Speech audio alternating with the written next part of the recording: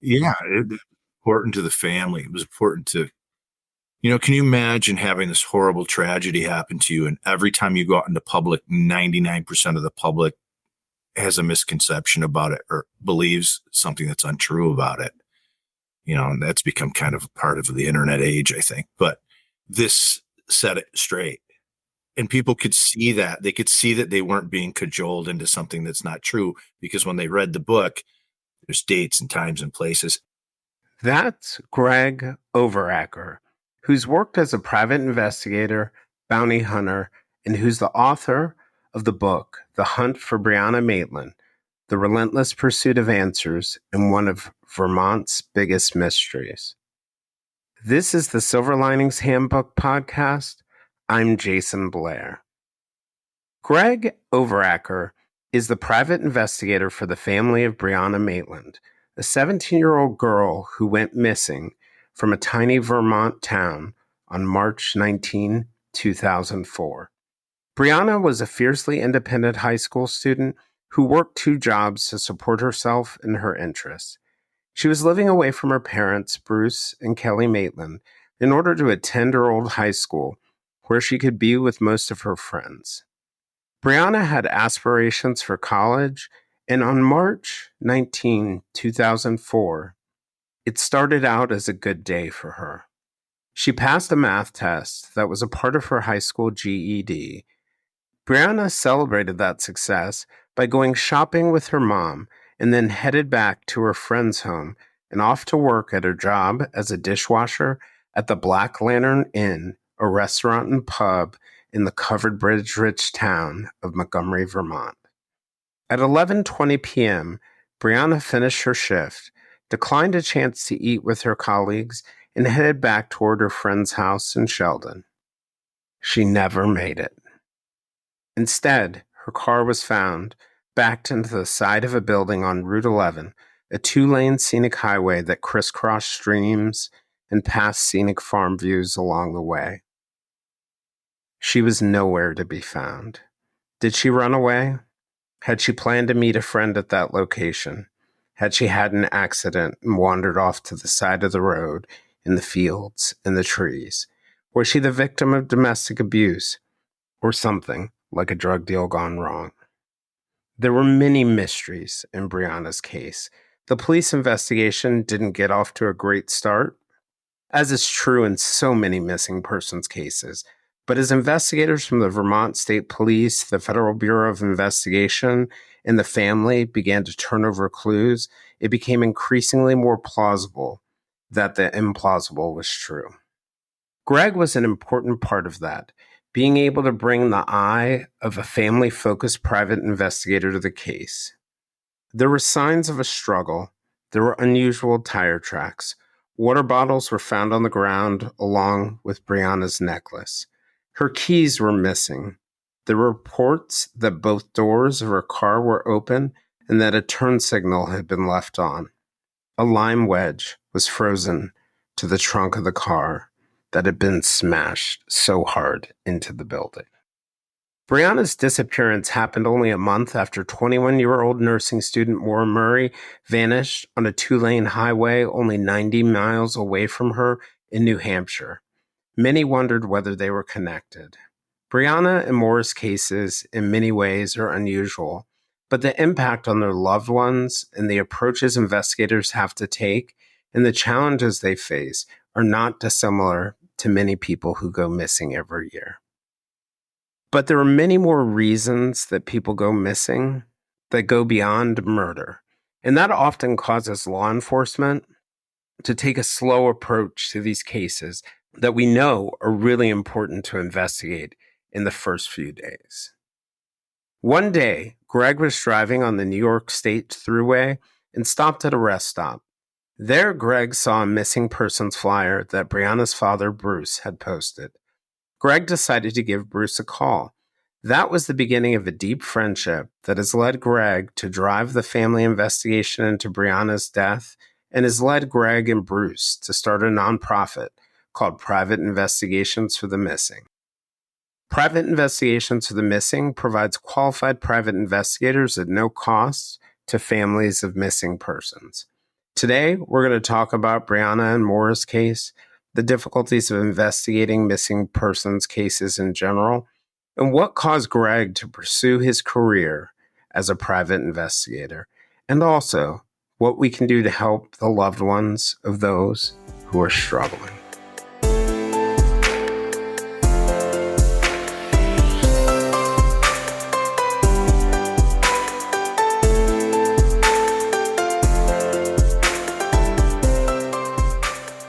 Hey, Greg, just wanted to thank you for joining today. Like I said, it just dawned on me that we're one day away from the 20-year anniversary of Brianna's death. And, I had the honor of talking to, Bruce Maitland earlier in this year. And one of the things that he had said to me was, even though he was skeptical at first when you made that first call, how important it's been for the family to just know that someone's still looking and know that somebody cares and know that you can trust someone. So I'm really honored and glad to have you on here. And I also recently just read your book, The Hunt for Brianna Maitland, and I was really impressed. It's, I think the first coherent exploration of the case that I've ever read. So thanks for coming on. Thank you. I'm glad you enjoyed it. Yeah. It's a lot of information, isn't it? It is. But, one of the things that I really liked about it was that you didn't fall into the true crime trap of trying to just tell a simple narrative. Right. And you really looked at a lot of different angles for the story.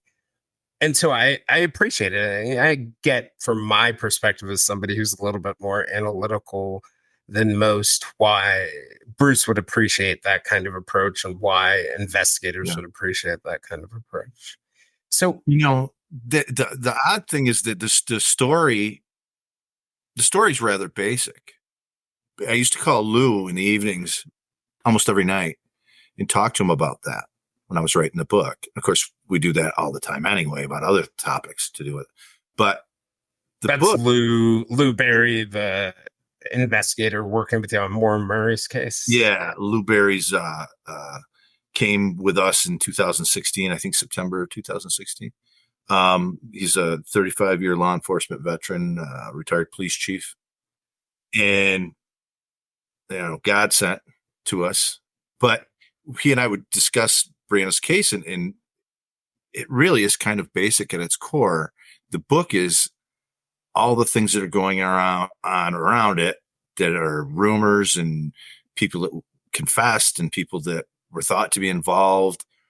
And that's, I think, where it gets really interesting and intriguing. And, the people up there in the community, I've gotten 100, if not more, messages on Facebook from people up there that said, thank you for writing this. This is beneficial to our community and resolved rumors that we believed and that weren't true and stuff like that. So, was knocking down some of those rumors, because one of the things that I recall from my days reporting, we would report on certain things, they would make it in the news, but for everything we reported, there were 10 or 15 rumors that we had heard or other related things. Many of them made it to the families and to the neighborhood. Was it important for you to knock down some of those rumors? It was important to the family. It was important to, can you imagine having this horrible tragedy happen to you, and every time you go out into public, 99% of the public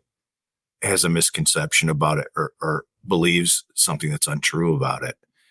And that's become kind of a part of the internet age, I think. But this set it straight.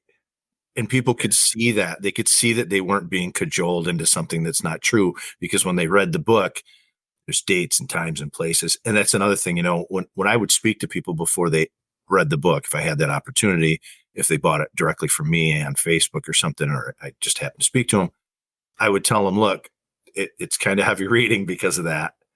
And it gets a bit repetitive because there's 2 lengthy newspaper articles that are important to the case. I thought they were important, and they were written by my friend Hank Albarelli. And then there's a timeline. So it gets a little repetitive, but don't look at that in a bad way. Look at it as learning the material and seeing the nuance that's in it and stuff like that. And yeah, so it's a journey when you start reading all that detail. Well, I was going to ask you before we get into sort of how you and Bruce met. I wanted to ask you about, you had mentioned that that idea that you know these kinds of rumors are a part of our modern uh, true crime space, and that for me it's been a bit of a concern, right? Coming from the perspective of sort of a journalist, and not to say that there are other types of creators who can add value. I'm somewhat bothered, I think, at times by, sort of the rumor mongering, the not checking out the facts, people operating in bad faith or you know, eh, taking advantage of other people's tragedies. I was just curious whether any of what's happening in the space right now is part of what motivated you to tell a more comprehensive and honest story. I just wanted to put it out there as absolute fact. And I tell people when they read it, look, if you want to know about this and you want to know the facts, this is it. This is where you're going to get it. This is where you're going to get the truth. And I read a crime book, a true crime book, just a while back. It's got to be, and I've read hundreds, literally hundreds, and it has to be the worst book I've ever read. And it was written about a missing girl, and it's just horrendous that somebody would put something out like that. But there's got to be some fact checking involved. There has to be. You're a journalist, right? You're a reporter. Yeah. You know the rules. You could probably pull them off the top of your head for me, right? And there's rules. There's a checklist. And there are also ethical considerations, right? Like not every fact you find out needs to go into a story. For example, a fact that is not particularly relevant to the readers, but may harm the investigation, or a fact that might be hurtful to a family member, or even the family of a perpetrator, a fact that might be hurtful but isn't particularly relevant. Right. And I think you use this phrase, the fog. I think a part of what also happens is it creates a lot of fog around the cases. So even people, let's say your local witnesses or other people like that who might be able to help you probably have a hard time figuring out what they really know and what they have heard from right other people. I'm shocked at the number of people that I talk to when we do interviews, and not just up there, everywhere, that really lack in critical thinking skills. They just don't.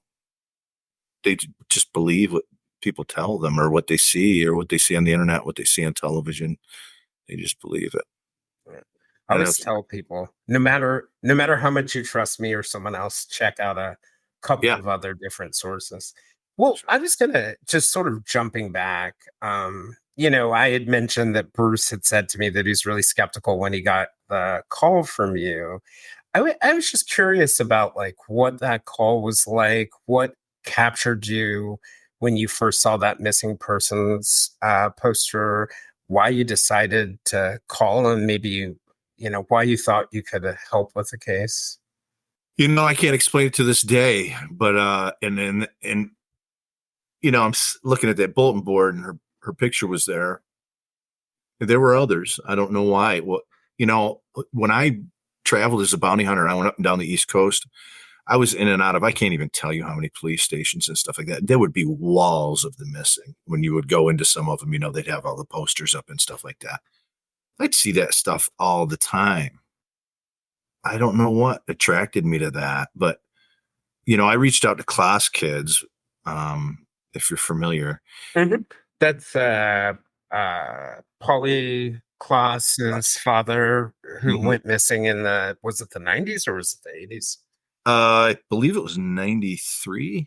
And they help with missing person searches and things like that. Yeah, Polly went missing from Petaluma, California. A man abducted her right out of her own basement, and she was there with her friends. They were in a sleepover, and killed her.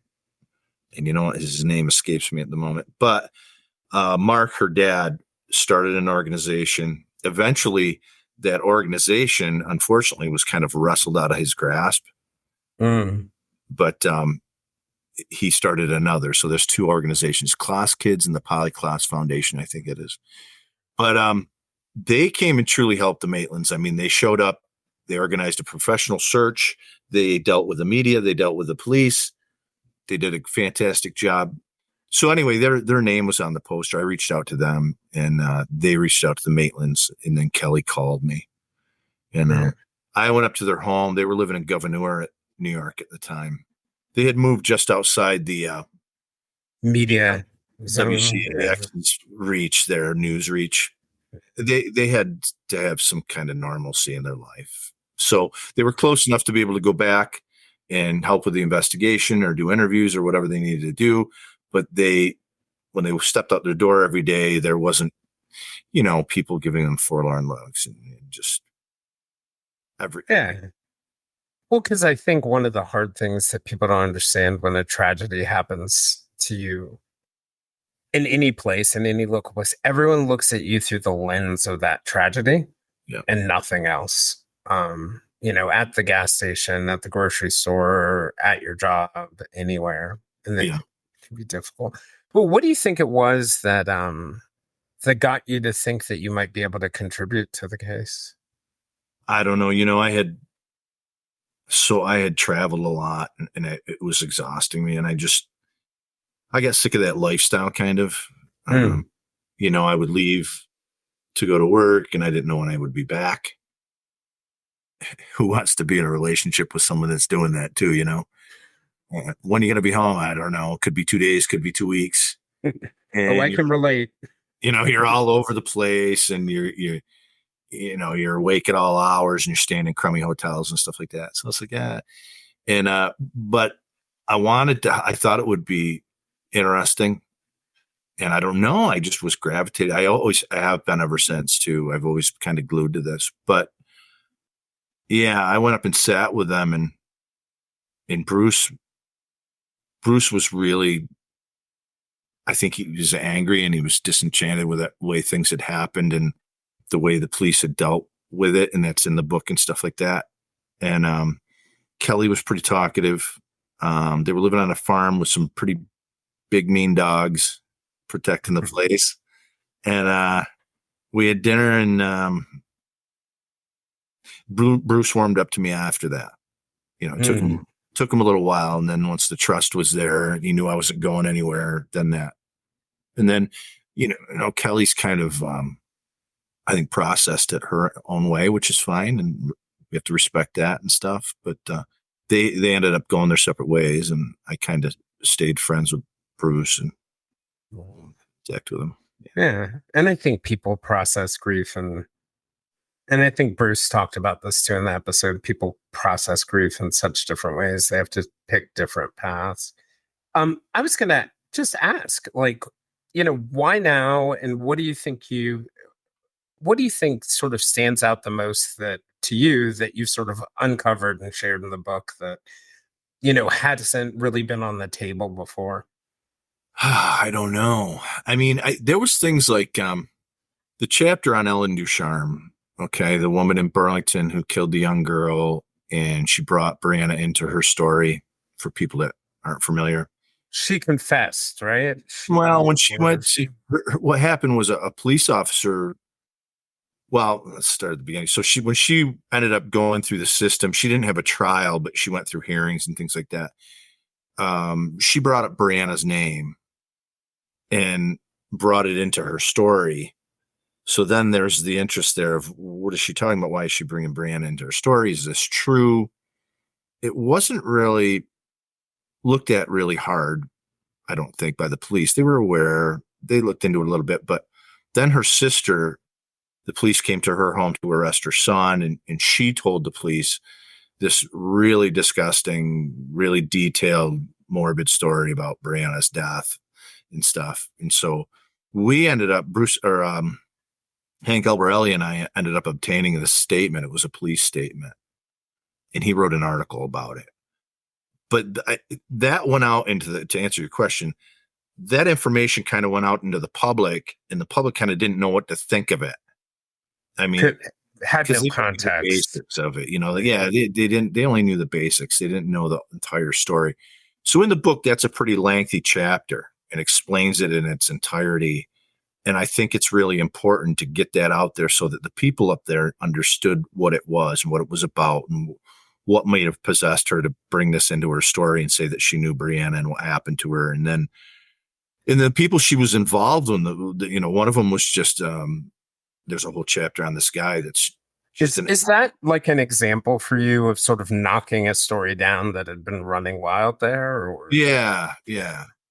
And we uncovered that the man that has his own chapter in there, he was just an awful human being. And as far as I'm concerned, the Vermont court system just failed repeatedly with is that the Brian Rooney Timothy Cruz. or Timothy Cruz? So he still lives in Burlington. I mean, he's been a free man, but he killed a kid in 1981, and then When he was young.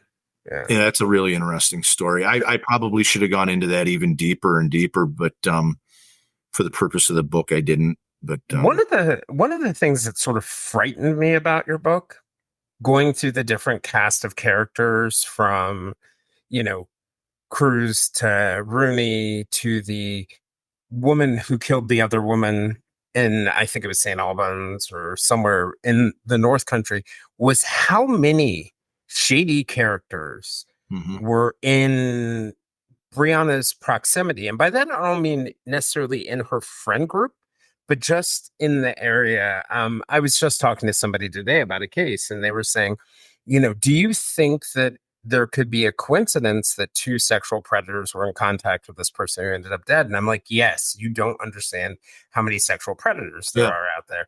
Yeah. And it was the same thing. I'm like, I was shocked at how many people looked good for murder or had committed murders or were out Yep. because of Absolutely. murders. Yeah. When you really start looking at it too, when you're, for the average person, you don't see that stuff, but when you're actually out there and learning about everybody's shady past, it's amazing what's out there. It really is. And everybody, when I put his arrest record in there, everybody was just floored. It's like, why is this person not in prison for the rest of his life? It's just a failure of the system. They would charge him with habitual offender and try to put him away 25 to life. And there's actually a video you can watch of a prosecutor that's online talking about, we're going to charge him, we're going to put him away. And then he would always offer something up and they would always drop it. So we always got off the hook. And he did that for years and years and years and years. And he's a free man today. I was going to just ask, from your perspective, do you think we're looking over your time working on the case any closer to getting answers? And how do you feel about it now? Well, that's not a question that you can answer. I mean, it's just, it's not there's no equation to answer that. You know what I mean? You can't quantify and say, it'll be solved in X amount of years or X amount of time or something like that. I don't know. I don't know when it will be solved, if it'll be solved. It won't be for a lack of trying. You know what I mean? Interesting things have come to light for sure. The police work hard on it. When they have information, they go after it. So we do our best to bring them whatever we can. We think that's important. Do you feel, from your perspective, that the efforts that you've made have sort of advanced the Yeah. For nothing else, we've eliminated a lot. That term you talked about that put in the book, that informational fog. There's so much information that was just useless or untrue, rumor, innuendo, inference, conjecture.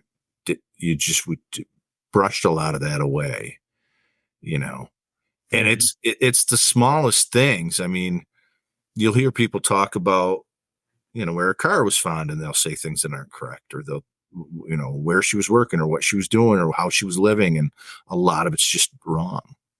So if for nothing else, we've eliminated a lot of things, and a lot of people that even today will mention people as suspects, and I'll say, well, read the book. Well, I don't need to read the book. Well, maybe you do, because the person you're talking about has nothing to do with this. And it proves that, like, oh, okay. So that helped. Are there any sort of rumors? Well, I'm just curious about it because it's small town, rural area. I've lived in small towns before, and the rumors are wild. Yeah. But in the Moore case, probably less so because I mean there are plenty of rumors, but it's not like it didn't happen in the town where she lived. But in Brianna's case, some of the wild rumors about what could have happened, where she could have ended up, you know, I mean, some of them were just absolutely wild. Oh, I think there's just as many, if not more, in Morris. I think Right. Morris even get crazier. I mean, that just the insane Is there things. like something in the water in the North Country? I don't know how it's these wild leaps that end up with people. The stories. I don't even know where they come from, but they're even some of the people that have been accused of being involved. It's just a leap that they're involved somehow. You know what I mean? Mhm. Yeah, Do you think there could be a connection between the two cases? I do. So that gets me in trouble, of course, because I'm probably the only one that will come out and publicly say that. But there's something that has to be understood about that because everybody loses their mind about it when I say that. This is my opinion and my opinion only. It's not Bruce's opinion. It's not Blueberry's opinion. It's not the police opinion. This is my opinion, and I'm basing it on a lot of things. I can't prove it. Obviously, if I could, we wouldn't be here. But there are a whole lot of things that if it was explained to you, you would absolutely entertain the idea. And it makes sense, and it's based on reality. It's based on, Mhm. logical thinking and stuff. Well, there was, like one of the things that, just like analytically looking at a case, someone goes missing. Most likely thing is they've run away. There's been a miscommunication. There's you know, these basic simple things. Then you go outside that bubble a little bit and you get things like suicides and, Yeah. abductions. And the idea of being murdered by someone is outside that bubble, but usually it's going to be somebody who knows you, right? So when you get to the part of the bubble, which is the vibe that I got in your book, that it could potentially be a stranger in both cases. Is it a process of elimination? You look at the most likely things, eliminate those, and if you still have a possibility way out on the outside of the bubble, then you pursue So that. it Is was that more? it's kind of unfortunate that when in the initial stages and there was issues with the police and stuff, which there's not now. There's a lot of good people been involved in Brianna's case, a lot of good police officers, highly trained, very talented Vermont State Police. But at the time, they made some mistakes. And one of the things that happened was they came out and they said that Brianna was involved in the drug community and they basically character assassinations. What it did was it took any element of mystery out of it and made Everyone's people believe mind. this is Well, drug related, and she's a 17-year-old kid and she's missing. And you're basically saying this because of drugs. And there was no proof of that whatsoever. And even to this day, I don't believe that even a little bit. But that completely changed and altered the way people thought about Brianna's case. Okay. well, I mean, it's the reality. I remember sitting out police officers or and we hear that the person who was killed is a drug addict, that changes the resources, the way that people look at it. They go default to that. They have to pull themselves out of it. Or you can even see it in the newspapers or the television stations that, if there's a early drug connection, it gets less space, less airtime. Yeah. Like it has real Well, impact. the other thing that had a big impact on this than the way people looked at Brianna's is because they went back and they started looking at her, the 17-year-old girl that wasn't living at home. And they started looking at her life and they started connecting the dots. And this is what's wrong. And it's all confirmation bias kind of thing. So there was a fight prior. She was in a fight with a friend of hers. Her friend had left town. Brianna spent time with her boyfriend. She came home. She confronted Brianna. There was a fight. She beat her up. So everybody thought, well, that's got something to do with it, and that has to be what happened. And to this day, you'll hear people saying that, that girl killed her, or that girl got somebody to kill her and stuff. So you have to buy into the idea that a 17-year-old girl is ordering murders and things like that. And I'm not saying that that never happens. Somebody will always cherry pick where that happened somewhere in the world, in the United States or something, and say, see, 30 years ago or 20 years ago, that happened in Alabama. And you go, okay, so that must be what happened.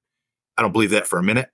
When you look at the fight, if you want to talk about that particular incident, that girl to this day will. And that's the fight where a couple weeks before Brianna disappeared, she was with some friends, her boyfriend, and this girl basically chased her to the car. She was sitting in a car. She was sitting in a car, and the girl walked up, and when she rolled down the window, she punched her a few times and hurt her pretty bad. She was bleeding pretty bad and stuff. But when you talk to that girl, she was in trouble a few times, relatively serious trouble. And they would always give her the opportunity to talk. This would help you out if you'd speak to us. And she's like, if I knew anything, I would have told you. And she was real honest about it. She said, look, if she did that to me, I'd punch her again. It's just the way it is. I didn't kill her. I don't know what happened to her. But and she talks to us freely. She never says there's anything that she won't talk about or anything like that.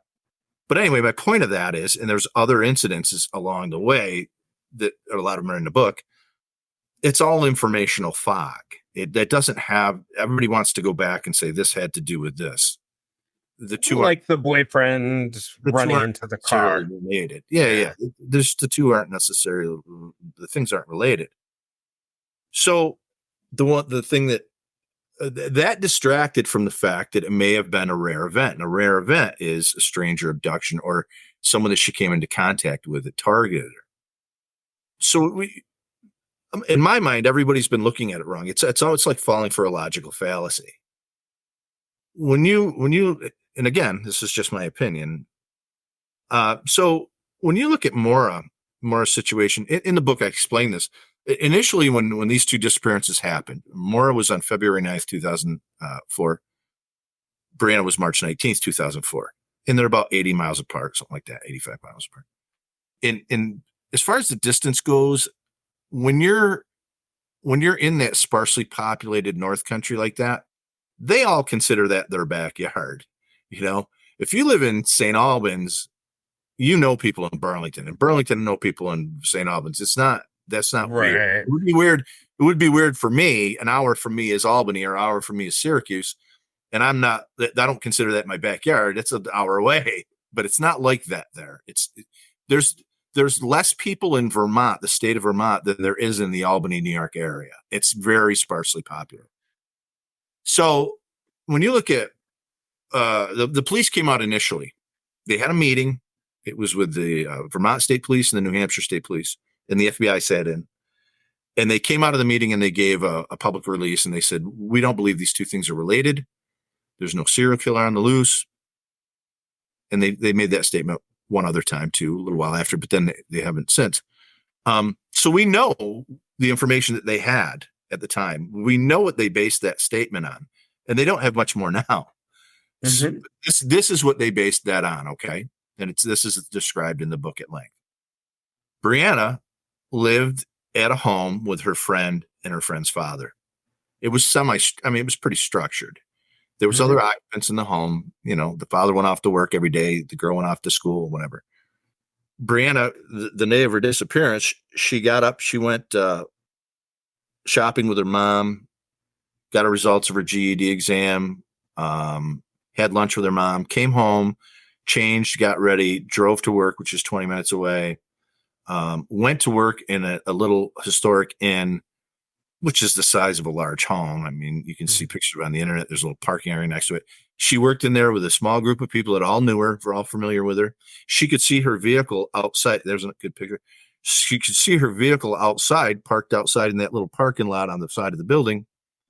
And no one said anything was amiss, and she didn't act odd. And when she left, she walked out and got in her vehicle, drove away. On the other hand, Maura lived alone in a dorm room, fabricated a story to her instructors and said there was a death in the family, which there was not, drove to get alcohol, had a car that was really untrustworthy. It was minus a cylinder. It was smoking real bad. She drove it, 150 miles north to area that's extremely rural. To me, that says a lot that she would do that with a car like that. She leaves at an unpredictable time to an unknown destination other than herself or anyone that we know of. She has an unpredictable accident. And while standing by her car for a few minutes, she's gone. No one ever sees her again. So you've got Brianna, when she leaves work, she drives up the road 2 minutes and her car's found backed into a building and she's gone. No one ever sees her again. So what they basically looked at these two things and they go, these are not the same, correct? One is kind of structured. She's close to home. She's in a place where people know her. And blah, blah. Maura, on the other hand, is kind of having problems. She's had a few incidences that were odd and blah, blah, blah. But she has this really odd series of events to get to where she's going, to where she goes missing and everything, right? So these things are not the same. So they say these are not related. But the one thing about that, I would say, before you go any further, okay. My answer to that is this. With a stranger abduction, he doesn't care. He doesn't give a shit about what your background is, where you're supposed to be. He doesn't care anything about your life or where you're living or who you're around or what was going on prior. It doesn't matter. All he cares about is what's happening right at the moment, conducive to what he wants to do.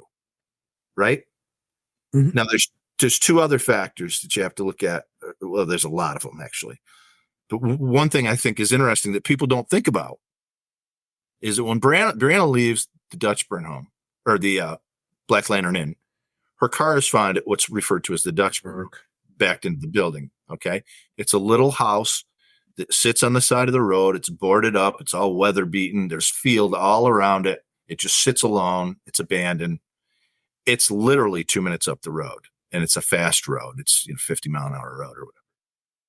No one pulled up to her as she left. Now, no one knew when she would leave because she's a dishwasher. She's going to leave when she's finished. No one pulled up alongside her in that 2 minute ride in the dark of night on a cold March night in Vermont and said, hey, there's a girl alone in a car. I'm going to abduct this girl. I'm going to run her off the road and abduct her. That didn't happen. Someone had to have been waiting for her to leave, which is pretty easily done. It's like a little neighborhood there before you leave town. And there's a church, a little park, and a lot of kitty corner and stuff. That's the only way this took place. Nobody just stumbled upon her in that 2 minute drive and decided this was going to happen. Yeah. Maura, if you have to buy into, if you think someone came upon that accident that she had and said, oh, it's my lucky day. There's a girl on the side of the road that I can abduct and take her out of here. Well, okay. There's a house right there. There's a house right there. There's a house right there. The bus driver pulls up and talks to her. There's these things going on. It happens quickly, really quickly. Is it likely that whoever did this to her, that a neighbor said, I'm going to abduct a girl that's right outside my house? The police will never think of come knock on my door and question me, Or is it more likely that someone got on board to this prior to that accident and targeted her? That's important because that's what I believe happened. Yeah. No, I mean, it makes sense. I know you're saying that people believe that they're actually that different, but it's all in the, when you think of an abduction, it's all about when in the timeline said abductor identifies his potential victim, and they could be quite similar, in a lot of ways. But one of the things I was just thinking about in your story, it's, there aren't a lot of stranger abductions. And one of the things that, criminal profilers will say is you rely on statistics first. But when there's not enough data, it's really hard to rely on statistics, and you've got to lean out of things you traditionally do around victimology or around other things because these are unique events. Like Julia Cowley, one of my friends who's an FBI profiler, says once you've seen a serial killer, you've seen one serial killer, right? That in these unique cases, you really have to drill down to try and get to the facts. I wanted to switch gears and ask you something, that I was just thinking about. When I used to work on long investigative projects around a topic, you would get insight into one aspect of a person's life, another aspect of someone's life. And by the end, you may know more about the person's life if you've done it well than, even their closest friends, because all the compartments are there. And I was just thinking, you know, what have you found out about what Brianna was like in life? What did I find out she was like? Yeah. She was like a lot of other 17-year-old kids. And it's funny that she kind of didn't have a lot of fear, and she was, going to go out and do things. She was going to try things. She didn't have a lot of fear. Now that could get her in trouble, but that's a really good quality. You know what I mean? Mm-hmm. It's funny, you always hear people give compliments, and when there's a tragedy like this, you hear people give compliments. I've talked to so many people about Brianna, and they all have, good things to say, and it's interesting. It really is. Is it not the normal for when you're investigating cases, even of the victim? Do you Well, I don't do a lot of these type of cases, but you do see that where there are bad people out there, and bad things happen to bad people, and bad things happen to good people. But yeah, and those are all great pictures, by the way. Yeah. Oh, thanks. Fearless is what I heard. I remember Bruce said like she was always the one who would stick up for the other kids. Just a little loyal. kid. Yeah. Yeah. Little Wow. tiny kid. She wouldn't let the one teacher. He said she had a teacher who he thought had a mental illness, and she would be abusive to the kids. And Brianna was little, and she would get in between them. And Really? yeah. And it's funny. They had a mile-long driveway, which is really funny because when you went to the house and there's the road, you'd see this driveway going back, and it went forever and back into the woods to their house. But they had an old Jeep that she would drive, and off-road and stuff. And on the, to go get the bus in the morning, she would drive it out to the road. So she's this little kid bounced along this road. I just, I didn't know her, but I can picture this happening. It would crack me up. It reminds me of something my nephews would do. But how funny is that? It's awesome. Yeah. Yeah. And I mean, to your point, there are all sorts of missing cases, and there are all sorts of victims who are, completely different. And that's part of the reason why I wanted to ask you about that, because you do hear such good things. I wanted to also ask you about, like, a lot of all cases, all criminal cases, all missing persons cases are different, but it seems like missing persons cases, and thinking about the work that you and Bruce are doing with private investigations of the missing, they share some common things, and there seem to be some traps that law enforcement can fall into, either because they're under resourced, or it's hard to tell when a missing persons case is, chances are, something bad really happened to a person. I was just wondering what you sort of see the challenges of missing persons cases, and what are some of the opportunities for change, either through, the general public, the private sector, law enforcement, nonprofits. I don't know, but watching the police work on these cases is just really difficult. They work hard, and they're just overloaded. They're spread thin. In Vermont, they have a major crimes unit. They're spread thin. When they have a series of homicides, they had, I think, 6 or 7 a couple months back, and it must have been just a huge burden on them. And they put these cases together. You'll see them come to fruition over time, and it just amazes me that they can do this, that they can get that done. It's got to be a lot of work. And we hear that complaint about them a lot. They don't know what they're doing. They don't work on this. They're lazy. This is, and in the book, I tried to tell people, look, you don't know what you don't know. Lou always says that. You don't know what you don't know. You don't realize that they have worked on this a lot, and there's tons of information and tons of things that you just don't even know exist, that the searches they've done that they haven't talked about, and things like that. I can't even imagine how many interviews they've done and stuff like that. And getting away from your question here, I don't know what could be done to change this. I think that private investigations for the missing is a help. It's a good start. The problem is that people can't afford private investigators. They just can't. It's too expensive. So that's why the organization is important. And we can take things to the police over time. The police have to move on. They have other pressing commitments constantly nagging at them. I mean, you think about it for a minute, especially with small to medium-sized towns. I mean, they're doing everything from directing traffic to homicide investigations. That's a huge span of what they're capable of. How do you guys help them or work with them? Like, how do you interface with them? I was always so curious because I'm used to private investigators in civil settings, not being involved in, or maybe criminal defense, but not being involved on the other side of the coin, trying to solve the case for a victim's family or with law enforcement. How do you collaborate? Well, Lou's got a ton more experience than I do. He's far more knowledgeable and stuff like that. I just always gathered information. I gathered as much information as I possibly could and gave them whatever I thought was important. And that's what Lou's more of the liaison now. And he vets stuff and gives it to them. And that's important because they don't have the time to go out there and beat the streets. They have other things going on. As time goes on and decades go by, they're just, they can't always go out and be on the offensive. Well, and I think there's probably some value to them and having somebody who understands investigations, sort of vetting the funnel and making it manageable. Yeah. Yeah. Not being, because that's one of the concerns you always worry about. I think it takes as much time to chase down a bad lead as it does a good one. So, 100 bad leads. Yeah.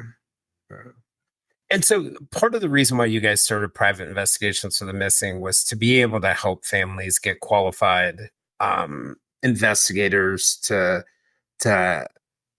engage. And one of the things that I was curious about for you, I know you were a private investigator yourself before. I assume you worked on all sorts of cases when you did that. But you've also done a lot of other cool things. You worked as a bounty hunter, worked as a repossessor, and you said you had some normal jobs that you just hated. Yeah, when I was young. Yeah. It's been a long time since I worked a normal job. Like normal people jobs? Honestly, most of the work I did was fugitive recovery. So that's what I did. That was my forte.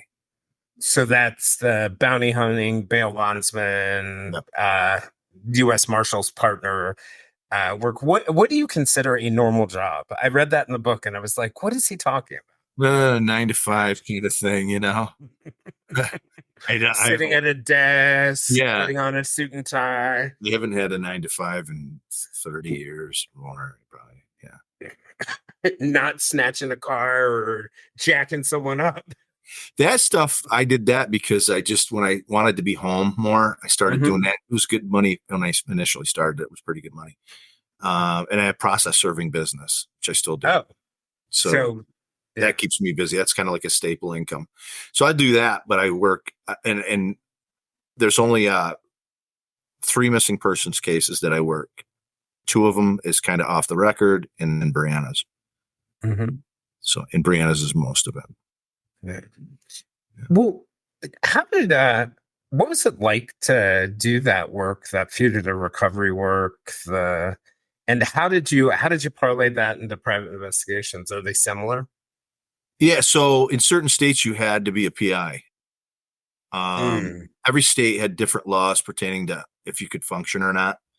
Some states even had it where you had to be the bondsman that wrote the contract, that wrote the bond. Luckily, there wasn't too many of them. Some didn't have, going back quite a few years, some of them didn't have any, laws pertaining to the licensing or anything like that. New York State is a licensed state now. You're grandfathered in. If you're a PI, you can perform bail arrests. I did it when I was young and it was exciting and I wanted to do it. And it was crazy and it was interesting. But after a while, I don't want to be on the road anymore. How long can I do this without getting shot? So it was, I gotta come home and change this. How long till my spouse or my partner or my family shoots me because they're worried about me getting shot and they just want to get it over with. And, I think everybody's situation is different too. So, if I lived in Los Angeles or something, you could work in your city probably all your life, but I wasn't. I'm in upstate New York. So I would travel. Now I live close to the thruway. But I would travel. So what would happen was I would advertise nationwide and people would contact me here to pull people out of the Northeast and take them to wherever they were. In other words, someone in South Carolina would call me up. They don't want to drive all the way to New York State to see if their guy is where they think he is. They would call me and say, they would give me the contract and say, go pick him up and bring him here. So that's how that business kind of works. So I was getting calls from all over the place and taking people back to where they belonged. And then when I got down there, if they had worked there, they would give me sometimes and sometimes not. I would just come home. But that's kind of how that business functions. They don't, people from Florida aren't going to drive up to New York to poke around. They'll hire somebody in New York to do it. And what are the key skills in that? I imagine it was very funny. Like when we, as reporters, we would have these news researchers who were really good at digging stuff up. But if we really got in a true jam trying to find somebody, there were actually PIs that we would hire to skip trace and do other things like that. What is the day-to-day of the job like? You got to be a little bit of everything, and you learn that stuff as you go. You get better at it as you go. And then you would remember Rolodexes? Yes. I think I have one. I had a Rolodex. Business card stapled to it. Yeah, I had a Rolodex with it was like the list of rogue people all over the country that would do different stuff for me and stuff like that. I actually had guys that worked out of Texas that would go into Mexico, and I got them. I would correspond with other people, and that actually came up a few times. And I'm like, why are you calling me? I'm in New York. I'm not going to do that kind of work. But I knew these guys, and I would relay the work down to them and stuff like that. But we had guys that would, do all kinds of tracing and stuff like that. And you're going back to when your home phone was your biggest friend. I mean, you would make calls, tons of calls first. It was boring. A lot of it was boring. There was no cell phones, there was no GPS. I'd pull into a city I was going to work in, and I'd go to the nearest store. Remember, they'd have the map section, grab a map of the city. It was part of your job, So you lay it out on your seat and have this big map of all the big. Yeah. McNally. First thing I'd do is I'd go through and I'd find out where the hospitals were and where the police stations were and stuff in case I got hurt and I needed to get to a hospital. I'd go to the bail bond offices that were in that city and ask them. And a lot of times they'd know who you were talking about because these people are always in trouble. Or they'd put me in touch with somebody, if it was in a housing projects or something, they knew the managers, they knew the people that lived there. There's just a million ways that you learn to pick up on doing that kind of stuff, That was showing my age. We actually put somebody on a plane one time, a nonstop flight, knowing that he just couldn't get off the flight. And the bondsman was waiting for him when he got off the flight. Now, we kind of vetted him first and said, is this going to be an issue? You're not going to ground this plane. And he was a kid and he was like, no. So it's all this sort of in addition to sort of the hunting people down, creative ways to. Oh, yeah. In that work, are you working on, as a bail bondsman, the maximum you can get how do you get paid in that space? I imagine private investigations are hourly. When you go and do when you get a bail bond, say your bond is $100,000. So you have to pay your bail bondsman, who is basically just an insurance agent. They're regulated by the state as an insurance agent, and they have large insurance companies that they work for. You have to pay 10% of that bond. Now, if it's a large bond, they're going to want collateral too. You're putting down cash. Yeah. Cash. Yeah. It's like paying the premium on your car insurance. Mm-hmm. They're going to keep that. If you don't show, they're on the hook for the other 90. But they would, if it's a big bond like that, they would take collateral, like your home, a relative's home or something, restaurant, stuff like that. And as a matter of fact, a lot of times what we would do is the families would come to us and say, they would tell us where they were because they'd say, I'm going to lose my house. I put this up collateral for my relative and now he's screwing me. So they would rat him out. They give them up. Yeah. And they couldn't figure out how we found them. They're like, wait, how did you end up on my doorstep? You know? I don't know. Could it be the person who was going to have to give up their home? Yeah. The relative would start asking other relatives, and they'd talk to friends, and they'd say, look, I'm going to lose my house. And then somebody would give them up, But, so they would pay us the 10%. So they would break even, or they would even lose money in the long run. Cause sometimes, if you got out on the road and you said, look, this isn't worth it to me. I'm cutting it off. I'm heading home. They'd say, well, wait, well, we'll pay you more, or we'll pay expenses. It doesn't happen often, but depending how big it is, they want to get them back. Yeah. So that's kind of basically why'd you stop doing that? Was it the travel and things like that? Well, she never home, and I ended up getting married. That's kind of what stopped it. I got with her, and she's like, this is insanity. How do you do this?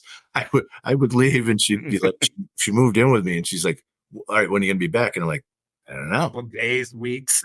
Could be. Weeks. Remember the old answer machines? That requires some very serious trust, right? Well, and then, I could only carry my gun in certain states. So you have to find out, okay, I got to go creative ways to. Yeah, you got to, and it's not like now you could just look on the computer and look up the laws and stuff. You had to make phone calls, and then the bail laws, which were really obscure. I mean, there were guys going around. It was hard to find, but there were guys that would go around and they would teach classes. And guys would go there and they're like, they didn't know, where do I find this information? How do I look this up? So they would put these things, compile these things to try to help you. And they'd say, look, they're ever changing, but this will give you an idea of what states have what rules. And then you would call the states and try to get the information stuff. Then with the advent of the internet, all that changed. Now everything's at your fingertips. You know what I mean? But there was training classes and stuff like that. I took one of them actually one time. It was informational, but there's certain people that should never be doing this kind of thing. But it was, so you'd get ready to leave home and you do your homework. And if you're going to a place you never worked before, I ended up having friends in New Jersey and Pennsylvania and stuff, places I could stay, and guys would go to work with me. I'd call them up. Hey, you want to go out and work? Yeah. Let me take a few days off or something. Then there was guys, I worked with a guy that was a teacher. And so he had part of the year off. So he would go hunt with me and stuff. But it was involved. What kind of people shouldn't be doing it? What's that? You mentioned some people shouldn't be doing it. There was just people that just had no moxie. They just it wasn't something that was in their grasp. It was the same kind of person that, you would say this person could never be a cop. It's just not something that they're going to do. I mean, what I'm talking. And you got to have, you got to be kind of reasonable. You got to be kind of logical. You got to have a little bit of common sense. We would come home. You remember the old answer machines where you come home and you'd hit the button, it'd go beep, and then it'd start reading your messages. I'd come home and I'd hit it and it'd go beep. And when she moved in, and it would be my employer down in New Jersey, I'd worked for a guy out of New Jersey, and he would just start talking about the cases and stuff. And she's like, I can't do this. This is too much. It would be, he would say, be careful. This guy's a runner and he's a shooter. Just giving you a heads up before you go out tomorrow. And she's like, what the hell? So that was fly, with the married stuff. So I wanted to ask you, how do you get fulfillment out of your work? How do how do you get fulfillment out of your work? What is it that gives you a sense of fulfillment or satisfaction? Out of that or this? All of it. I like this work. It's interesting, and it's, I'm trying to help a family who suffered through a tragedy and stuff like that. That stuff, I think the bounty hunting stuff was just, I was young and I wanted adventure. And I wanted to get out of this town that I lived in. I was a young guy, and I got to actually go around and see things and travel a little bit, So that was interesting. But this is different. This is different. This is, I don't know. This is wanting to do something good for somebody, I think, wanting to, and deep down, everybody loves a mystery. I want to resolve this issue. And you get obsessed, I don't know if that came through in the book, but you get obsessed for sure. It didn't come off that bad. No.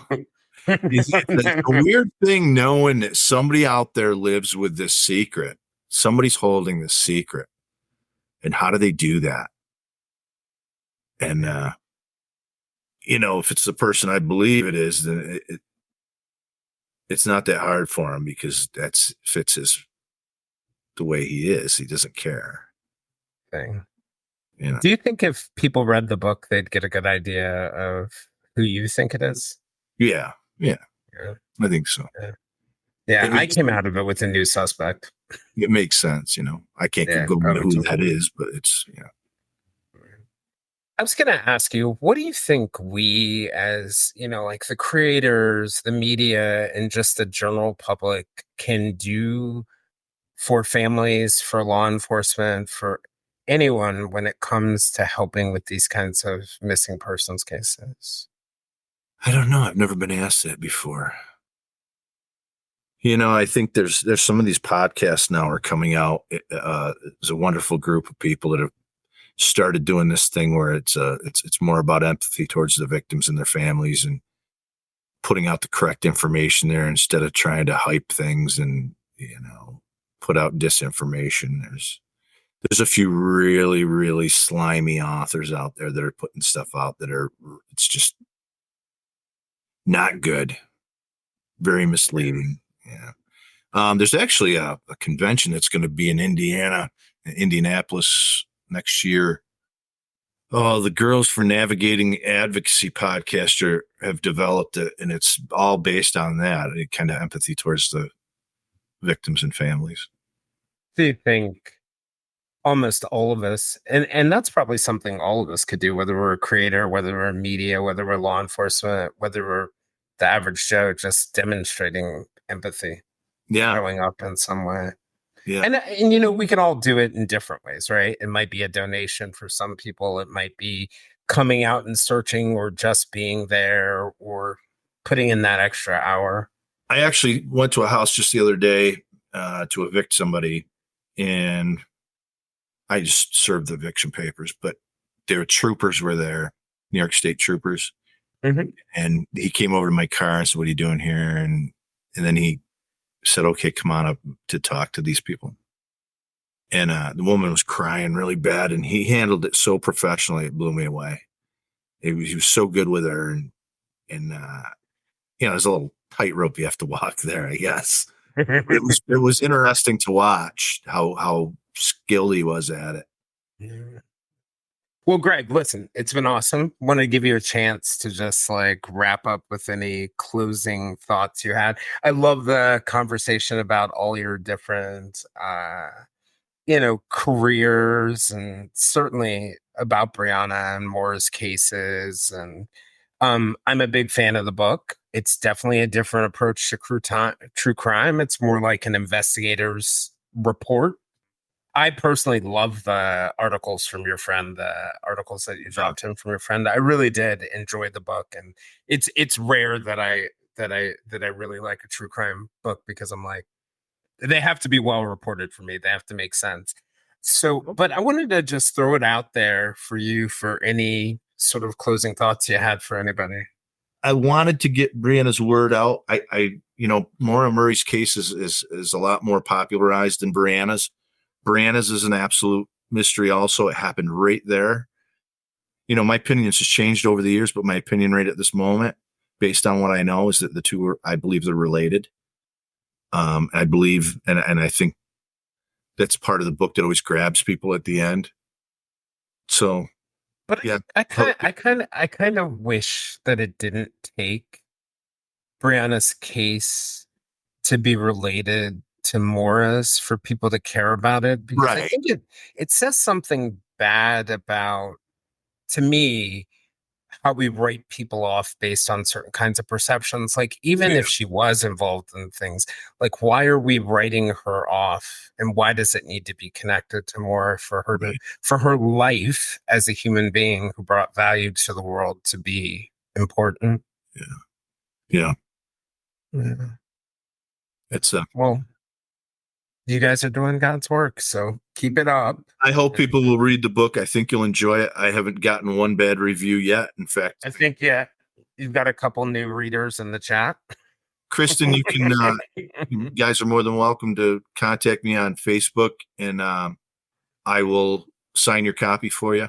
And I'll put your Facebook contact, your page Yeah. up on our Patreon, and definitely, yeah.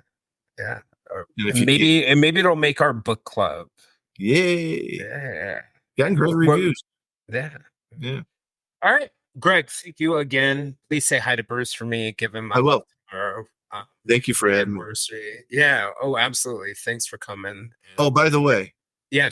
tomorrow at 1 p.m., the Vermont State Police and the FBI, I think, are making an announcement about Brianna. Yep. Yep. Keep an eye on the WCAX News will have it on their website, I'm sure. So WCX, CSX, WCXX, CAX, WCAX. CX. Okay, so tomorrow, 1 p.m. Eastern time, there'll be an announcement about Brianna's case. Hey, you guys have it here first, or first-ish. Thank you. I appreciate it. If you want to hear more from Greg, we also released a bonus episode on our Patreon about his career as a bounty hunter. If you'd like to join more discussions with us and other listeners, we can be found on most social media platforms, including a listener-run Facebook group called the Silver Linings Fireside Chat. For deeper conversations with our guests and live conversations with other listeners, and bonus episodes like the one with Greg, you can also join our Patreon at www.patreon.com/The Silver Linings Handbook. This is the Silver Linings Handbook podcast. I'm Jason Blair. We'll see you all again next week.